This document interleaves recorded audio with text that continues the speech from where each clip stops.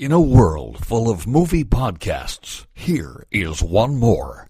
Welcome to Defend Your Movie with Sean Donnelly and Andrew Fiore. The time has come again. The champion must stand. It can only be one of us. Victoria! So stand up and fight, my friend. There's a title you must defend. Shut it on and on. Bring it to me. Defend your movie. Hello there, everybody, and welcome to a Corona edition of your favorite podcast, Defend Your Movie. I am one of your hosts, joined here through Zoom video streaming with my co-host, Andy Fiore, guys. Hey, Andy, buddy. Andrew, how are you? I'm doing good good, to see man. you.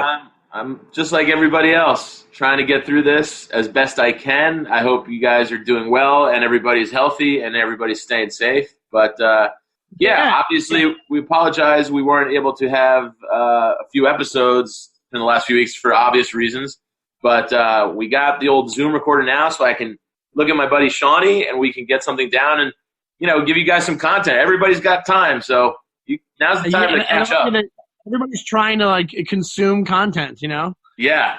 So this is the perfect time to do this, and Zoom actually works pretty well. So Yeah, that's pretty good. Where sound quality wise, that's the one thing I always worry about is streaming sound isn't that great, but this actually seems good, Yeah, and so obviously we apologize. It's not up to our normal standards, but we just wanted to do something and get something out there for you guys. So we're going to do a special quarantine episode. We've got some stuff. Obviously, all I've been doing is watching things. So we figured we'd do some... I've been watching a lot of TV. Yeah, TV. I've been watching a good amount of both. And so we figured we'd do some movies that cheer you up in these times, which can be depressing. I know you have a roommate. I've been alone. I've been isolated, man. I live by myself. Yeah. It's weird because any other time you'd be like, oh, living alone's the best. Unless I was married, had a girlfriend, I would never go back to roommates. And now you're like, I just want some human contact. Just to have a conversation with somebody. It's just... From doing the Zoom, last night, the Comedy Cellar has their own show where they do streaming video or whatever with a bunch of comics, and I did it last night, and it was fun. It was fun, but more importantly, at the end of it, I was like, I'm just really glad to see you guys. Yeah. It was a few comics, and I'm like, man, I really warms my heart to actually see people and talk to people, I know. Val from the Comedy Cellar, she's one of the managers there. She posted just some pics of the wait staff and some comics just hanging around. I was like, I miss you guys so much.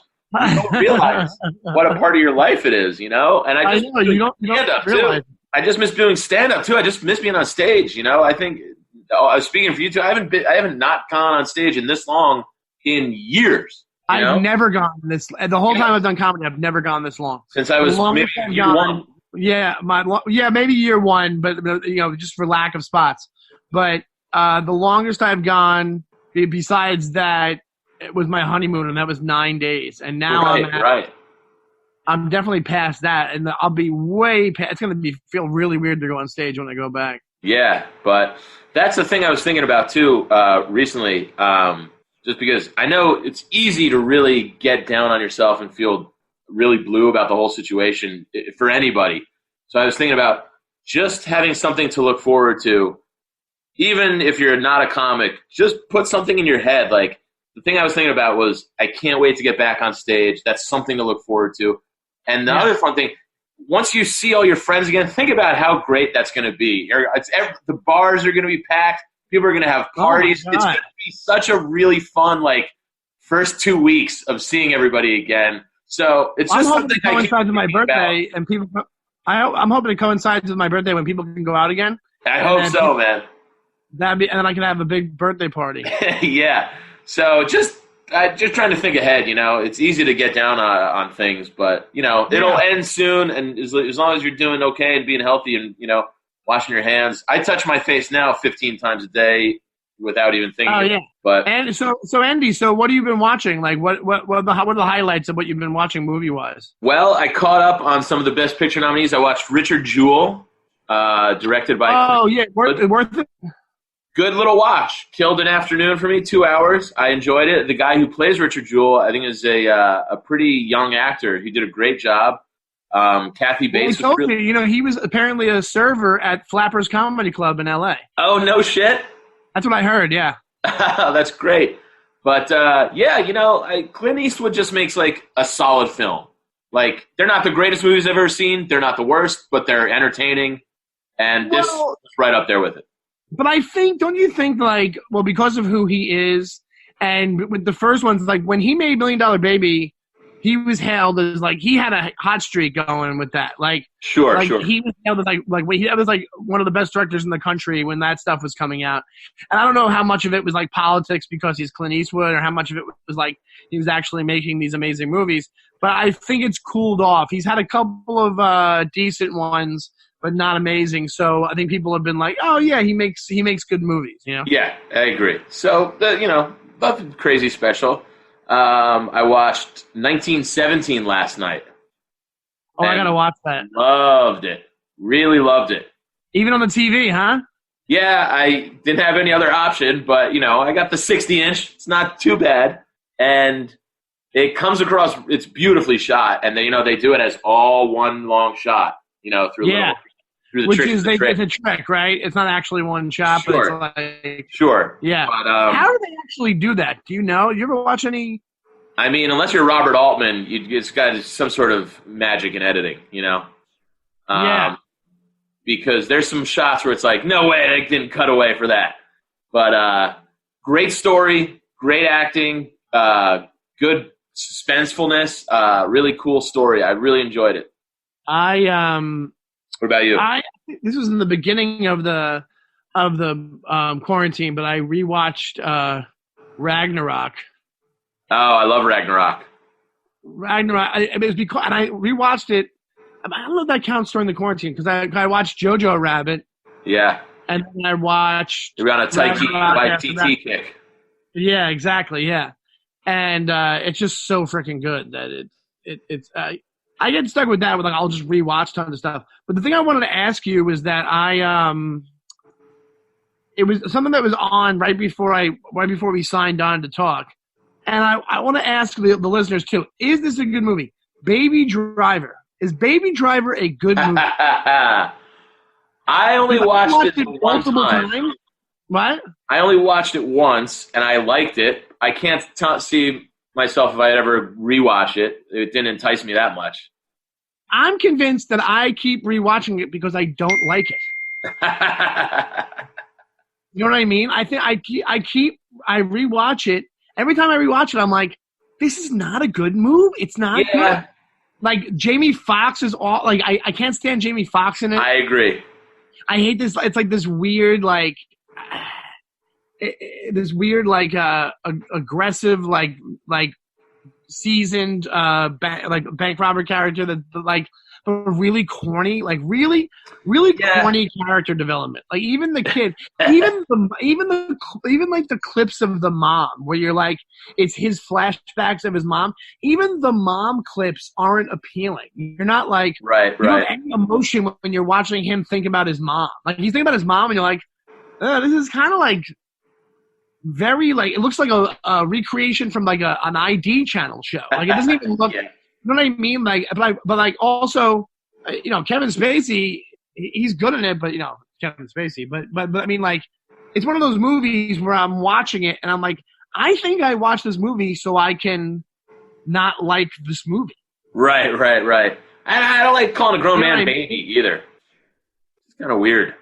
Yeah, right. Exactly. I think it's trying to be too cutesy, too fat, too much, too much. I think you sold me, pal. We're gonna be quirky with this movie, Right. I think you turned me. The girl. I liked it enough. I think you turned me. I liked it enough when I watched it, but now that you make these points, I'm like, yeah, you're kind of right. Not that great. Yeah, even the chemistry with him and the girl. You're not really. They're just automatically into each other. You're Right. Not, I hate that. Yeah, like you're not like you don't go through anything with them. You don't realize why she's into him so fast. Like Right. there's nothing, there's no connection. I guess it's supposed to be what, because she works at the restaurant where the mom worked or whatever it is. The kid who plays Baby, I forget his name. Whatever. I forget his He's name kind of too. like whatever. Yeah. It's a very it's a mediocre movie that like has the air of like you're supposed to like this. You know? Yeah. I also watched The Jesus Rolls, written and directed by John. Which one? John Turturro. The Jesus Rolls. I guess the follow-up. Oh, I'm so curious about that. It was great. I won't give away too much. I liked it a lot. It's not what you think at all, and the Coens don't have anything to do with it. It's written and directed by John Turturro. No, I knew that. Yeah. So don't go into it expecting like any sort of really Lebowski-ish kind of things, because that's not what you're going to get. Right. Okay. Yeah. But it's a great little story. Bobby Cannavale's also in it, and God, I can't remember her name. She played Amelie. French actress. I can't remember who her name is. Oh, yeah. But she's in it too, and it's great. It's a good little story. I don't want to give away too much, but I think if you're a fan of, obviously, Lebowski, you'll enjoy just seeing where the character goes, you know? Yeah. Now, what does it do as far as, because it's funny because that actually, this kind of fits into what we're talking about later, but what does it do for you as far as like, because we both love Big Lebowski, Right. What does it do? What does it do with the legacy of Lebowski in your head from watching it? Can you keep Nothing. them separate, or does it kind of like? It's very autonomous, so it doesn't change Lebowski whatsoever, which I think is good. That is good. Yeah. I think that's probably why the Coens signed off on it. Yeah, but also I'm curious why they didn't just do it where, like, they produced it for him and then helped him write it or something. Like that's a weird thing. Because also Quintana in the Lebowski is like a pedophile. They kind of get into that a little bit, so I won't give anything away, but that itch will be scratched for you a little. Okay. It's worth checking out. Yeah. Well, should we go to our list? Absolutely. We got a fun one today. Let everybody know what the premise is. Everybody is so upset about what's going on. Everybody's trapped. We figured we would give you our top 5. Andy has more because he freaks out with these listings. He loves it. We figured we would give you a list of movies that cheer you up, and also be great movies. What'd you say? I have 12. I know he said 5. I wrote. I can't narrow it down. I have 5. Movies that cheer you up anytime they're on. To watch during the quarantine. Yeah, movies to cheer you up during the quarantine. This is just movie, even anytime. It's a lot of these are the movies that I can't turn off when they're on. Even if I'm like, I'm walking out the door, and then this movie will be on. I'll be like, I gotta watch it. Yep. Makes me feel so good. Yep, yeah, exactly. This is the movies that you'll make yourself late for. Yeah. So I've done that a bunch of times where I'm like, I end up having to take a cab to spots because I'm watching the end of the movie. Classic Dutch. All right, so go for your first pick. My first one might not seem like that much of a cheery up movie because it's a little serious in tone, but it's Field of Dreams. Does that make sense? Oh, yeah, it's very emotional, but it's a good movie. Yeah, it's just a great, good. Once you get to the end, it's such a good feeling movie. Even if you're kind of crying tears of joy, it still gives me that feel good feeling. I've been on a plane and just watched Field of Dreams before, and at the end, he's tossing the ball with his dad again, played by Ray Liotta. It's just, I've cried in front of strangers, but it's a joy. It's a joyful cry. Yeah, it's one of those ones. It'll get you to cry multiple viewings. It's not just like a one-off. It's like and also I think it's one of those ones that the shelf life of it increases. So like Absolutely. The older you get, the more you probably, even without kids, you understand that scene. The more the older you get. Oh, like yeah. I don't have kids, but I think the older I get, the more I cry at that scene. Like the more that's upsetting. You know? Absolutely. And the whole things with Moonlight Graham and, him becoming a doctor and saving the daughter, but then he's not able to go back. It's a very emotional movie, but it's a feel-good movie. That's my larger point. Yeah, absolutely. So, I'll go for my first pick. This is one that I'll always watch if it's on, is Good Will Hunting. Oh, good one. Goodwill. So Good Will Hunting, I don't know, what's something about it that I always, if it's on, I will I'll sit through the whole thing, I'll watch it. And it's also a movie that like has emotional scenes in it. Like there's multiple, Absolutely. but it also has a lot of funny scenes in it. The story's cool. I feel like it's also a movie that's not on all the time. Like I feel like there's probably times when it is, like when cable wise, it's being played a bunch. But it's one of those movies that I feel like that gets put out on cable the perfect amount, where like, but just when you forget about it, it's on. You know what I'm saying? Like it's one of those things where it's like you're like, oh yeah, I haven't seen this in a while. Like you're not even thinking about it, and then you're like, oh well, now I have to watch Good Will Hunting. No, for sure. It's got almost everything that I like in a movie. It's got an emotional side to it. It's got the comic relief, the show me how do you like them apples. Plus, you got the townie friends. It's quotable. It's a very quotable movie. It's got the heavy scenes with Robin Williams and the wife, and then in the end, which is I'm a romantic. He leaves it behind just to go after the girl. You go after the love of your life. So it's a great movie. Yeah. It's a feel good situation. Speaking of feel gooders. I don't know. I feel like you haven't seen this. I might have brought it up before. Another movie that I first saw on a flight was Eddie the Eagle. Oh, I saw it. I did see it. Is it great? It's pretty good. It's I love it, dude. It's pretty good. I think you brought it up once on the podcast. I saw it randomly. Oh, it was. I think I was actually. No, what's so funny is it counts. It was during the thing. I think I was in a hotel room in Springfield, Massachusetts. I think it was a hotel room, and it just happened to be on in the hotel, and it was coming on. And I didn't realize what it was. And you ever have that where a movie starts and you can tell it's a high production value movie? Sure. And you're like, I've never even seen. What is this? What is this? And then Eddie the Eagle. It's what's his name from the Rocket Man, Taron Covington or something. Yeah. I thought it was good, but I also thought it was like it was pretty cookie cutter as far as plot goes. Sure, I'm just purely going on made me feel good to watch him triumph. And if you guys don't know the plot, it's basically there's a loophole where in the 1988, I believe, maybe Winter Olympics, or maybe even a little earlier than that. This British kid Eddie, his lifelong dream is to get into the Olympics, and the only thing he really is not an athlete, so he starts to learn how the long jump, the ski jump, and he befriends this kind of alcoholic coach, and he basically, without giving too much away, kind of lives his dreams. And it's just by the end, that was another story on the flight. I'm crying in front of strangers. I mean, the lady next to me, when I saw her, she's like, "Is everything okay?" I was like, "Dad, just Eddie." You're an emotional man, Andrew. Dude, movies get me. I'm an easy cry.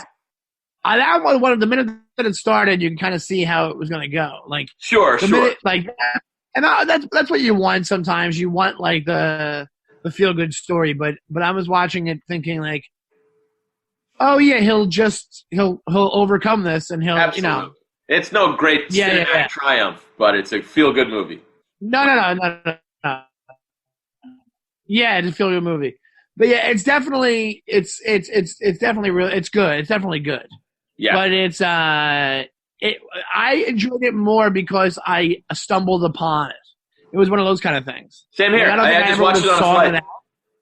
Yeah, I don't think I would have sought it out, but like because it's one of those things. If it just starts, and it'll drag you in. It'll get you in. Exactly. There's also really good people in the movie. Right. All right, Shawnee, what do you got? Is that on your list? All right. Was that one of your list? Yeah. Was it Eddie the Eagle? Okay, yeah. Well, the next one, which makes sense, but we already talked about. Oh, yeah, right, exactly. The next one for me was, I mean, you already kind of talked about it, was Big Lebowski. Great. Not on my list, Big actually. Lebowski, it's not, it's one of those ones that I can watch that over and over again. Yeah. Most Coen things Absolutely. I can just watch. Oh, do you have Raising Arizona on your list or no? I do not have any Coen Brothers movies on my list. I was really trying to stick to cheery up movies, and Lebowski probably should be on my list. Raising Arizona is my favorite Coen Brothers movie. It's not necessarily a cheer up movie, though. It's not like I wouldn't put it on to cheer me up. I love it. I watched it recently again. I mean, they're my favorite movie makers of all time, and I love their movies more than anything. But a lot of them aren't necessarily feel good movies. You know what I mean? Oh, they're not. Are they your favorite directors of all time? Yeah, favorite director. I say movie makers because I love the way they write. I love the way they shoot. I love the way they direct. I love their cinematography. They encompass everything for me, you know? And you just reminded me, that's another thing I rewatched. I didn't rewatch the whole thing, but I rewatched a couple of them. Buster Scruggs. Oh, great. I rewatched the first couple of them. Pan shot. Hand shot! All right. Big Lebowski, obviously. You put him in anything, and it's going to be quality.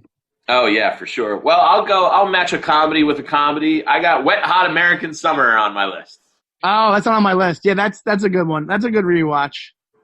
I was thinking it's just fun summertime. Summer's always a happy time. You're out in the sun. You're at camp. I have a lot of fun camp memories. And then it's just some of the funniest people and just some of the silliest, goofiest, but like really smart. It's one of the most absurd movies. Absurd, but so funny. Hard to walk out of the room after you saw Wet Hot and not be in a good mood. Oh, absolutely. And then, what do you think about the follow-ups they did, where they did like 10 years later and they did the TV show? I thought they were exactly that. They were follow-ups. Never as good as the original, but still entertaining. Yeah. The original just nails it. Because it's also weird because they did like, what do they do, like 10 years later? And like Michael Showalter is like, 50. Yeah, exactly. And they have like a wig on him and it's kind of creepy. And yeah. That's so funny, too, in the original when they're at the end and they're all saying goodbye. They're going, hey, we should make a promise that 10 years from now, we should meet at this exact time, in this exact place, and see what we've become with our lives. And Michael Showalter's like, yeah, well, what time should we do it? And they're like, I don't know, how about 11? He's like, all right, cool, because I got something at 9. Yeah, it's like, that's the whole movie. It's just stupid shit exactly. Like that. Yeah. Did I ever all right, tell what do you got? I used to be obsessed with The Stand. Same here. And not The Stand, the State. Yeah. And I went to a community college. I went to Nassau Community College. Actually, no, I did go there, but when I was a senior or a junior in high school, I was following a girl on the campus. Yeah, what's up? I was following a girl on the campus. Yeah. No. When I was like a senior in high school, there was the state was coming to Nassau Community College, and we went. We went to go get tickets, and we were going to use my friend's brother's like school ID to get them because we were still in high school. And we showed up, and where you bought the tickets, we walked by, and there's a game room, and the entire state was there playing video games before the show. This was like the night of the show, whatever it was. And we got all their autographs, and we freaked out. Me and my friend freaked the fuck out. That's great. Yeah, loved them. Oh, they're fantastic. Okay, one of the next ones on my list. You can't beat this. I watch it over and over. Die Hard, baby. You can't beat Die Hard. Ooh, I didn't really put too many actions on mine. Oh, come on. You got to. I was going to put Fast and the Furious on there, but they've been playing those ad nauseum on TV. The Fast and the Furiouses. Yeah. Even the one that was just called Fast and Furious, which I forgot existed. It was one before, got a lot of airtime. Before they were like international spies. It was like still they were like helping the police out, but it wasn't what you would think it is yet. Like it wasn't they weren't doing like international espionage yet. Yeah, but Die Hard's your ultimate feel-good. It's the good guys versus the bad guys, and the good guys winning and saving the day. It doesn't get more feel-good than that. And Christmas. Yeah, if you haven't seen Die Hard, like this, like I don't think Have you met? I don't think I know anybody who hasn't seen Die Hard. Not in our age group. No way. Like that. It's one of the best. It's so good. That's another one where it's like you just watch it and you can just keep like it'll when it pops up. I have no second thought about just leaving it on. Like you don't even. I don't think I've ever gotten where I'm like I'm sick of Die Hard. I've never It's hard to. Yeah. Well, I think for us too, it's also it's nostalgia. So you've got that going, but yeah, it's crazy now how we're 40, and so in our industry, you have a lot of younger people in their 20s. It's so crazy how much of the movies we love they haven't seen. Oh, I didn't even think of that. Yeah, it's so nuts. I was talking to this girl.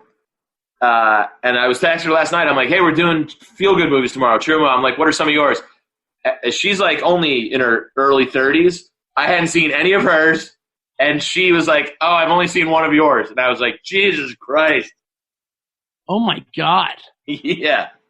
But also, do you think it's different? Men and women, it's different, though. Might be because she's a girl, too. That's true, too. Because here's the thing. When I was a younger guy, I was such a movie fan. I sought out, like, the old stuff because I wanted to educate myself. Same here. Yeah, exactly. Yeah, exactly. So I guess if you're just movie buff, you'll find those and you'll find the great stuff.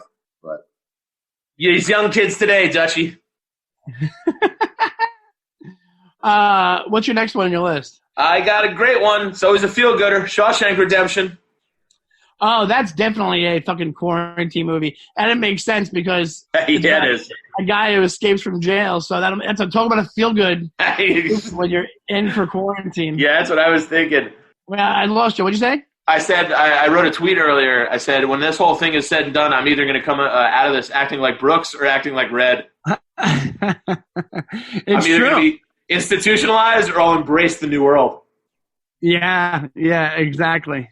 Yeah, you wonder. Yeah, everybody. We're going to get out of quarantine. Like everybody just went in a big damn hurry. The world just got itself in a big damn hurry. Like, yeah, but everybody was quarantined. Yeah, but what do you got? The automobiles? What are they called? I saw a car once when I was a kid. I get a job at the Foodway. Let me see.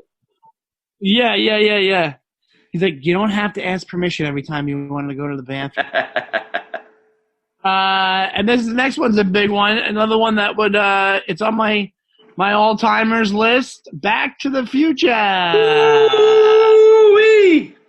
B to the F. That's another one. A Bob on. You can't beat it. I think we probably said all there is to say about it, but yeah, just one of those classics. And you're right. I think it's like age-based. Like now I'm kind of wondering, defenders out there, like when you're listening to this episode, jot down your list, tweet at us at Defend Your Movie, and let us know like what is yours, because you brought up a good point, Andy. I think everybody's lists are completely different because they have different like emotional attachments to like these types of movies. Of course, especially with what I mean, like that you watched when you were a kid. Like there's movies that I absolutely adored when I was a kid, and then I go, oh, I haven't seen that in 20 years, and you go back and watch, you go, that's a piece of shit, Yeah, exactly. Yeah. Yeah, that's all right. Yeah, Back to the Future, obviously a great one. Not every day you get to save your mom from being raped in high school. But let me give you an 80s one here. I got Ferris Bueller, baby. Oh, that's a good one. I mean, how do you not feel good when you watch Ferris Bueller? It's got every kid's dream, skipping school, faking being sick and getting to stay home. It's the best. And then and it's also great for quarantine because it's escaping something. Exactly, escaping sick. Yeah. So you obviously have the greatest day. If, they remake Ferris Bueller, but he just has corona and has to stay in. Who do you think would play Ferris nowadays? Who would play? I think Mulaney would be great. Oh, great call. Could probably still. I think Mulaney's too old at this point. But what's his name? Who plays Spider-Man? Tom. Yeah. He He could be good at it, but I don't think he has the dryness for it. Right. Who's a young? Mulaney's a pretty good cat. He's got a pretty baby face too. He might be able to pull it off. They could do it if they ended up doing the sequel, and then he just played him as an adult. Yeah, Mulaney could do it. That's easily. a good idea. Mulaney definitely reminds me of Matthew Broderick. Absolutely. But yeah, we all know it. We all love it. Just a great feel-good movie. You know, spending the day with your buddy and your girl, doing fun things when you're not supposed to be. Doesn't get any better than that. Yeah, and it's so funny too. It's one of those movies where I don't know how old Matthew Broderick is in it, but I think Alan Ruck, who plays Cameron, is like 42. He's like, I think he's like 30 something in it or something. Yeah, like I think he's like he's Andrea from 90210. Remember, she was like 48 playing. Oh yeah, she was like 40. Andrea Zuckerman. Yeah, she's the president of SAG now or something. Like she's like the head of SAG. Good for her.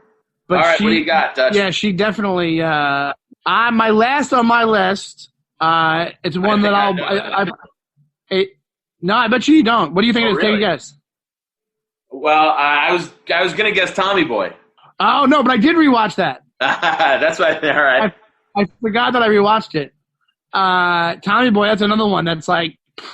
I forgot how great that movie was. It's great. Tommy Boy is like I laugh out loud at Tommy Boy. It's laugh funny. out it's loud, really heavily emotional, and just sweet. I also had a crush on Julie Warner in it. Oh yeah, who didn't? She's so nice in it. Like I definitely had a crush when I was a kid on Julie Warner. Absolutely. My pick was Dark Knight. Ooh, really? Yeah, interesting one. Every time you put on Dark Knight, it gets me in from the beginning. Yeah, that opening scene, it'll bring you right in. It's quality. I still think it's the best Batman. I don't know. Absolutely. I don't know any of the Batman that beats it. And I think it's the best universe for Batman. It's so rewatchable. It has some of the best. What I realize is the better the acting, the more that I want to go back to these movies. Yeah. Yeah. Was Christian Bale your favorite Batman? Yeah, I think he is because he's in Dark Knight. I don't think he's a bad. A lot of people they think is Michael Keaton, and I'm like, no, I think Bale. Why is Bale not a good Batman? You know? Yeah, Keaton was a great Batman. He wasn't the most convincing Bruce Wayne, and that's what Christian Bale does, in my opinion. Right? Exactly. Yeah, I think he plays a rich dick way better. Totally, perfect. And also, Keaton's more everyman-ish, but like 100%. Bale kind of has that like suaveness down more when he's Bruce Wayne. Yeah, he tells the Bruce Wayne story to convince people that he's not Batman, better than anybody. Yeah, exactly. Great call. Yeah, you don't normally think it's a good movie, but it is. It's always so great. Highly rewatchable. I've watched it 600 times now, and never gets old. It never gets old, man. And it's like, it's not even it's not a short movie. It's definitely long. I'm kind of in the crowd of in the group of like, I'm a Dark Knight apologist. There's people that like over time, the criticism of Dark Knight has been like, that the added part at the end fucks things up. And I'm like, I don't think it does. I really don't think it does. I disagree. And also, you can watch Heath Ledger over and over and pick up on little nuances and subtleties of his role. It's such a brilliant performance, man. It's so unbelievable. Nobody's gonna beat it. It's the part of Joker is done. Like the Joaquin Phoenix is great, but like they even said like it's not in that same world. So yeah, he's great. It's the Joe Louis to Ali. You know what I mean? It's great, but it's not the same. Yeah, and also like you can never beat it. Also because he was the first to take that take on it, like where you're getting so dark with it. You're so dark with it. Yeah. All right, I'll just rattle off I had 4 more on my list. Just a great, just slapstick, hilarious, funny jokes every time. Airplane. Oh yeah, it's fantastic. It's just, if you were looking at the script, it's probably 5 jokes per page. And what's the line? What's the line he says where he goes, Leon's getting larger? What is it? I mean, it is just punch, punch, punch. It's almost written like stand-up comedy where you just keep hitting them and hitting them and hitting them, you know? And it's written for kids. Like the drinking problem gag is so funny. It's so funny, dude. All the wordplay, too, I love. It's just like, the cockpit, what is it? It's the room where the pilots fly the plane. It's just like, the hospital, what is it? It's a big building with doctors and nurses and patients. Yeah.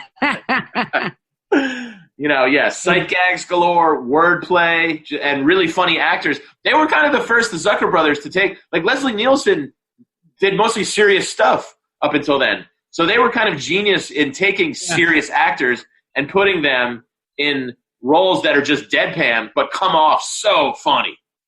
Yeah.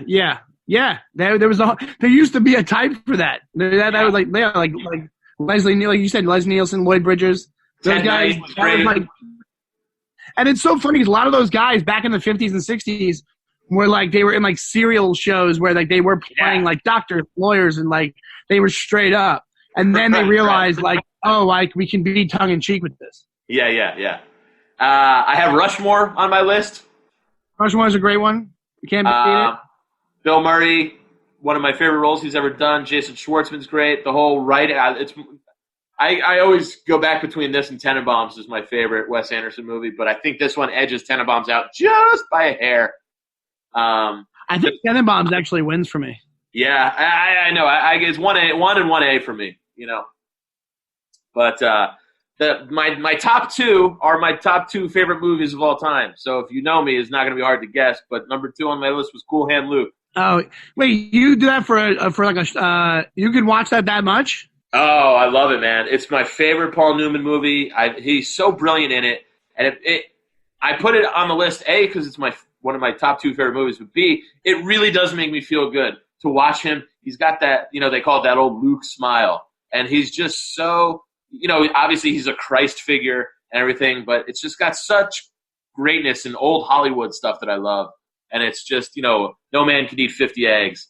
And just when he plays a song when his mother dies, and then him just, it's him again, you know, it's a quarantine. It's breaking out of prison time after time again. He just never lets anybody beat him down. And I love it so much, man. George Kennedy's great. Speaking of serious actors who went on to become, Naked Gun.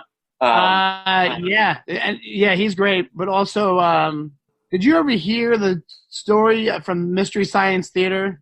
I think it's George Kennedy that he was in. What was it again? Like he was on an episode of Mystery Science Theater, and he complained to them, like threatened to sue them or something. They used some bad movie, some like detective movie. Right. I never heard that. Of it, but he got upset because they were making fun of him. I think it was George Kennedy. Oh, that's so pretty great. funny. What's your number one? Jaws. Oh, no. Oh, Jaws. Yeah. The ultimate, man. It's the perfect movie. Yeah, Jaws is definitely a good one to watch when in quarantine. It's one of those things that it definitely puts you in a good mood because of nostalgia, I think, and because of it has that feeling. Now, you know what's so funny is like you mentioned Jaws, and now I'm like, oh, now I want to watch Jaws. I know. It's got so much greatness to it. It's got some of the most brilliant acting in Robert Shaw and the whole USS Indianapolis speech. Obviously, it's the summertime. It's at the beach, so you just, when you're home locked up, you go, I just want to get out and see people and be at the beach again and go swimming. And just be normal. And then obviously it's got the triumph over good and evil, you know, if you will. And dude, like that's what's been happening. Every time I see stuff on TV, I keep thinking the people on TV, I'm like, oh, they don't know what's going on right now. Like the people like in their time period of a movie or TV show. I keep thinking, I'm like, oh man, wouldn't it be great to be in that time period where they didn't have to do what we're doing right now? Totally. I think about that a lot. And Jaws, like, I always think of that where it's like there's so much bullshit. And the time of Jaws is like so much more innocent, even with a killer shark roaming around. Yeah. I think about that with a lot of other stuff, even from even the late 90s. I'm like, oh, look at you guys. You don't have to worry about cell phones or social media or anything like that. It sends me back. Yeah, I know. It makes you want to. It makes you want to get off your phone. You know. Yeah, absolutely. So that's my list. All right, well, let's wrap it up there, baby cakes. You want to do any pluggy plugs? I have zero to plug. Obviously, all live shows. Yeah, I only have. Suspended. But you know what? You can always follow me on social media for Instagram and Twitter. It's at Andy Fiore. I'm ramping up there because I have nothing else to do out of boredom. So I got some fresh content and some fun photos. I got a whole slew of throwbacks coming up. Me and my college friends have been talking a lot more than we normally do, which is one of the cool things I will say about the quarantine is that it's forced everybody to talk to each other a lot more. I've been catching up and doing Zoom and FaceTime with my college friends as a group, and it's been really fun, and it's been really great. And we've been sending old pictures around, pictures from college, so I got a lot out there. So, yeah, give me a follow, and hopefully this thing ends sooner than later. We can get back to doing stand-up, get some dates on the books. Yeah, exactly. Yeah, and I'm at Shawshank Time on Twitter and Instagram. And, follow the podcast at Defend Your Movie on Twitter and Instagram, and let us know what what you've been watching during the quarantine. Tweet at us, and we'll talk to you online. And we want to see the difference in lists. So if you're like younger than me, like our age group, I think we have a lot of the similar movies. So if you're from an age group that's totally different, let us know what is the go-to for people that are younger. Yes, that's it. So we'll just keep doing these while we're quarantined, I guess, right? Absolutely. Hopefully we only have to do another 1 or 2 or 3 more of these before we can all get back into the real world. But now that we know we can do it, that'd be fantastic. We'll keep giving you guys some new ones. Apologies for any of the little audio glitches. It's not a perfect world, but we're trying to get something to you guys. So, and thank you so much for listening and being patient with us. We're excited that we still have something going on as far as the podcast goes, and that I think after the quarantine we'll be able to announce everything and we'll be able to set things up. Yes. So stay tuned for that, and tell your friends about the podcast. Rate, review the podcast online. We're gonna do a whole revamp. So get ready for a lot more from us. And thank you so much. And Andy, I'll see you next week, buddy. All right, stay safe, everybody. Talk to you then.